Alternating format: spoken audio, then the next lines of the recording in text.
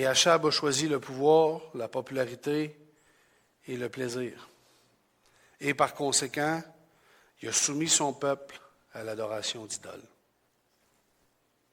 Ce qu'il aurait dû faire, c'est choisir la volonté de Dieu, la sainteté, la pureté, le respect des paroles de Dieu.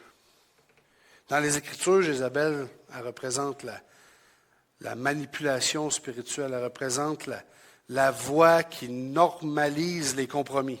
Elle représente l'esprit antichrist, elle représente l'esprit religieux, elle représente tout ce que Dieu haït. Puis elle représente tout ce qui est Dieu.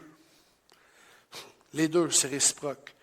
Elle représente tout ce que Dieu haït, puis elle représente tout ce que Dieu est. Puis les compromis dans l'Église. Puis ça vaut pour notre maison aussi, les compromis dans notre maison.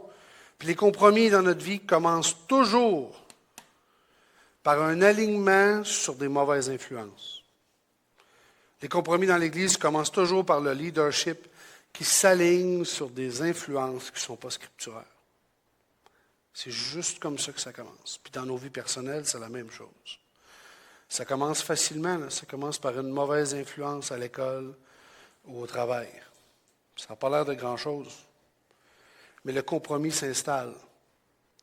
Après le compromis vient la double allégeance. On s'en va dans la mauvaise direction. Je termine avec ceci ce soir. Le showdown. La démonstration de force.